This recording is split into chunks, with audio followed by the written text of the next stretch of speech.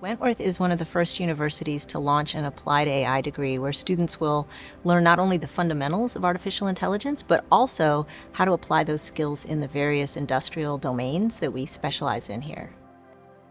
With this degree, our objective is not just to prepare students for graduation and getting a job, but we want them to be leaders in their space and global citizens that can work with variety of jobs that might not even be out there yet. I am working on a project that has to do with household energy consumption and how to build those linear regression and random forest models within an AI setting. My education starting here from the ground up at Wentworth really influenced this sort of decision path, really teaching you those fundamentals that AI is built on and kind of how to implement those into those real-world settings.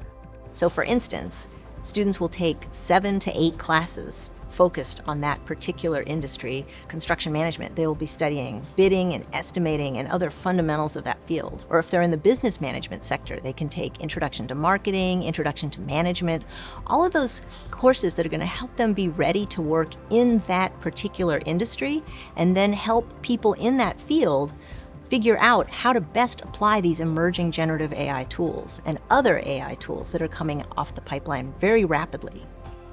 I think one of the biggest reasons to choose Wentworth is how hands-on our programs are.